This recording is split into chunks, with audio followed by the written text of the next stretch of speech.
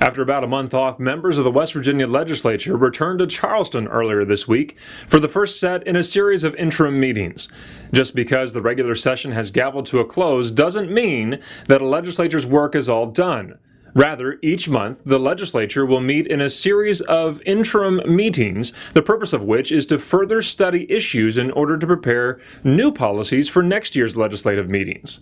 So, during this first organizational meeting, members of the House of Delegates and Senate usually begin to discuss what they would like to study over the course of the next 6 or 7 months.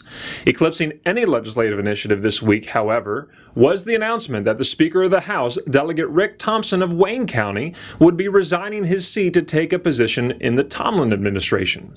Well, that means that there will soon be the need for a new speaker, and a new speaker means new leadership and a different emphasis on public policy.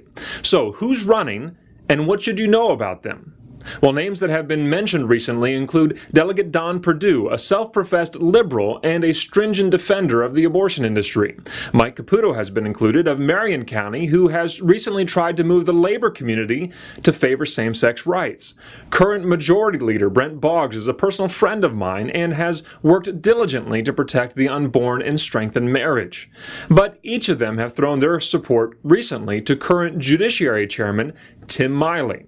He has had an open-door policy to the Family Policy Council of West Virginia, and though we have had oftentimes disagreement on policy, he has always taken the time to listen and heed some of our advice.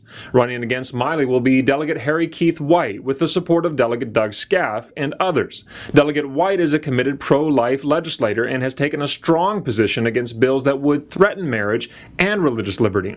We have developed an amicable relationship with Delegate Doug Scaff, who is a convicted pro-life leader, but had a disappointing vote on a late session attempt to add special protections based on sexual orientation.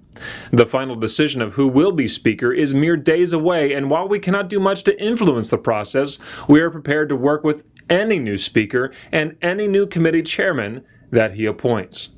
To learn more about the changes at the legislature, be sure to look for next month's Capitol Update at familypolicywv.com/action.